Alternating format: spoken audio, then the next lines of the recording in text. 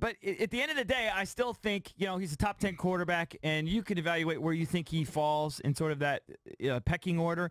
I don't think there's any question he's the best quarterback we've had here in the last 25 years or so. But that doesn't mean necessarily that the team's ready. They seem obviously not to give him some real money over a long-term deal. So who knows what's going to happen. Do you have where he's asked about Colt? Do you have that queued up? I don't see it on your list here. You may not. The next thing should be 3.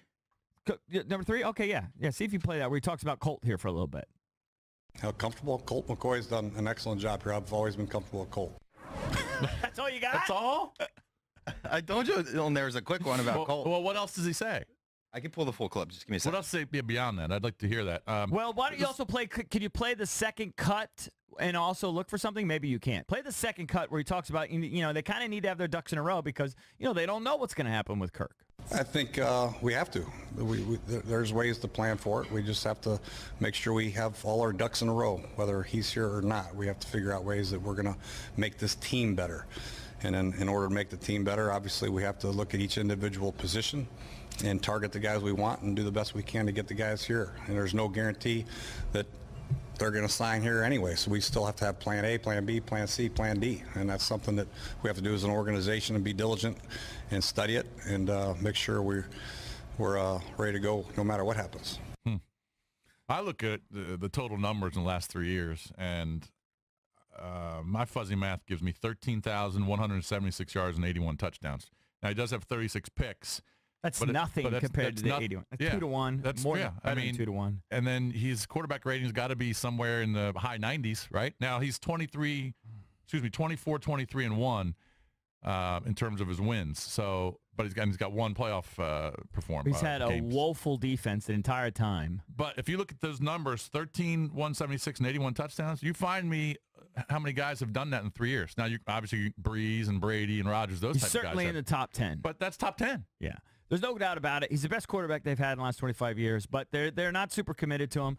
And whatever. I'm now taking the tack that I just have to be an observer. I got to take my emotions out of it. If I was the Redskins, I would find a way to make this work. But if they don't, that's fine. I'll be fascinated to see how they try to plug and play somebody different. I think the Post did a story. Mike Renner examined some of the options for the Redskins. This was in the Post yesterday. And of course, we all know these things, but so they could franchise Kirk at $34.5 million. A lot of people think that's just insane, and it is. Mm-hmm. But it would be a way that they ensure that they have their quarterback next year, right? And there would be no doubt. True. And they could kind of delay this decision for another year. I actually still think that's in play, but who knows? I feel less confident about it than I did, say, a month ago. If he had finished strong, maybe I'd feel a little better about it. But that's one. I could obviously transition him, which is another option. The other is the transition will give him, what, about $28 million? $28 million. Right. And the difference is if they don't transition, the way I understand it, if they don't transition when he signs elsewhere, they get a third-round compensation pick, something like that. Mm-hmm. If they transition him, though, they have the option to match any deal. And if they don't, I don't believe they get any compensation. I don't believe they do. Do you really want to let Kirk walk and get no compensation? With a third-rounder, where was Russell Wilson selected? Third round, right? Third round?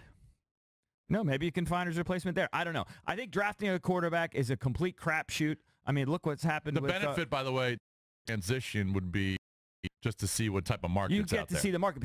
They want to see the market. You can see the offers that are coming in. I don't think they want to see the market because the market's going to be pretty good. I think they know what the market is. The market's a lot. Yeah, it's a lot.